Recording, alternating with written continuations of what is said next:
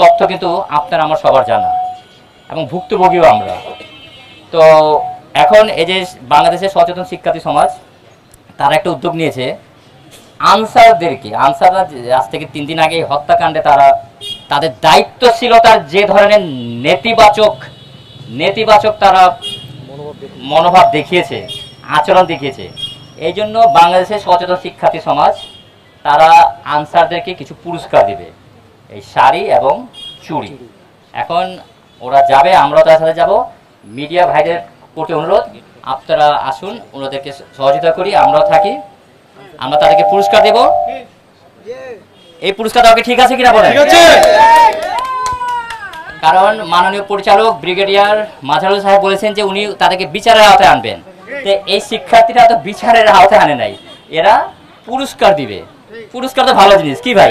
এই পর্যন্ত আমরা দেখছি তখন বৃষ্টি পড়ে, আমাদের ছেলেপেলে সবাই একটু গুড়ি বৃষ্টি পড়ে আর কি, গুড়ি বৃষ্টি পড়ে, আপনারা সবাই জানেন এই আর কি। আমরা তখন ডিউটিতে ছিলাম।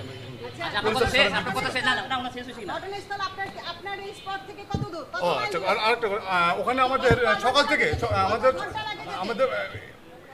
ওখানে সকাল থেকে 2টা পর্যন্ত ডিউটি থাকে আমাদের। আমরা তাদের উপর কোনো রকমের সহিংসতা, কোনো রকমের আক্ষেপ, কোনো কিছু না। আমরা তাদেরকে তাদের এই সুন্দর কর্তব্য পালনের জন্য আমরা তাদেরকে উপহার দিব। আমরা তাদেরকে উপহার দিতে গিয়েছি। তাদের একজন কর্মকর্তা মনিরুজ্জামান, উনি আমাদেরকে জানিয়েছে ঘটনার দিন নাকি যখন ঘটনা হয়েছিল তখন বৃষ্টি পড়ছিল এবং 2টার পরে নাকি ওনাদের আনসারের সকল কার্যক্ষমতা হয় না, মানে ওনাদের কার্যক্রম বন্ধ হয়ে যায় 2টার পরে। তো 2টার পরে দেশের মধ্যে একটা মানুষকে তাদের ক্যাম্পের পাশে হত্যা করার পরে তারা যদি দেশের প্রতিরক্ষা বাহিনী 2টার পরে তাদের কার্যক্রমের সময় শেষ হয়ে গেলে কি তারা কি মানুষকে বাঁচাতে আসতে পারে না? এমনকি বাংলাদেশের আইন বা প্রতিরক্ষা বাহিনীর সংবিধানে লেখা আছে যে তাদের কার্যক্রমের সময় শেষ হয়ে গেলে তারা মানুষকে আর বাঁচাতে আসতে পারবে না।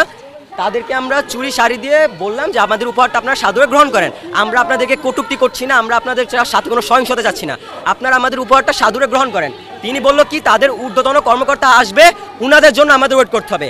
আমাদের ট্যাক্সের টাকা দিয়ে চলা উনারা আমাদের এখানে খুন হয়ে যাওয়া ভাইয়ের কোনো রকমের প্রতিবাদ না করে, কোনো রকমের প্রতিরক্ষা না করে আমরা এখন উপহার দিতে যাচ্ছি। আমাদের বলছে অপেক্ষা করতে, তাদের কোনো ঊর্ধ্বতন কর্মকর্তা আসবে।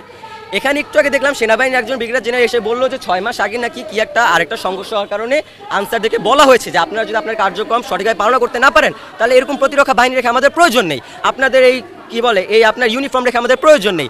কথা হচ্ছে তারা যদি তাদের কর্তব্য পালন করতে নাই পারে, তারা এখন আমাদেরকে দোহাই দিচ্ছে তাদের ঊর্ধ্বতন কর্মকর্তা আসবে। আমরা গিয়ে তাদেরকে গিফট দিতে চাইলাম, তারা তাদের রুমে সুন্দর মতো বসে আছে, তারা আমাদের গিফটটা গ্রহণই করলো না। আমরা এখন সুন্দর মতো তাদের গেটের সামনে আমাদের শাড়ি চুড়ি রেখে আসছি। আমরা ভাই নিরপেক্ষ, আমরা আসছি জাস্ট আমাদের একটা ভাইয়ের বিচারের জন্য। তাদের এই সুন্দর কর্তব্য পালন, এই সুন্দর দায়িত্ব পালনে আমরা খুবই মুগ্ধ। আমরা কোনো সহিংসতা যেতে চাই না, আমরা তাদেরকে কটূক্তি করতে চাই না, আমরা তাদের উপর কোনো রকমের বিমুখ না। আমরা তাদের এই কর্তব্য পালনের উপর ভিত্তি করে সুন্দর একটা উপহার দিয়ে আসছি। তাদের যত ঊর্ধ্বতন কর্মকর্তা আছে সবার কাছে আমার অনুরোধ, আমাদের উপহারটা গ্রহণ করে আমাদেরকে দায়মুক্ত করবেন, ধন্য করবেন, এই দেশের জনগণকে ধন্য করবেন। আমরা ওনাদের জন্য এতক্ষণ মানে চাকরি নিয়ে বসিনি, এতক্ষণ দাঁড়িয়ে থাকবো। আমরা এই উপহারটি ওনাদের গেটের সামনে রেখে দিলাম, তাদেরকে আমরা দিয়ে গেলাম, তারপর আমরা এটা ফেরত নিয়ে যাবো। তাদের সিনিয়র এসে এটা বিবেচনা করবে এটা কি করবে, করবে নাকি এই শাড়ি আর চুরি ছাড়াই সারাদিন টাইম মারতে থাকবে, সেটা তারা বিবেচনা করে নেবে। আমরা গেটের সামনে রেখে যাচ্ছি।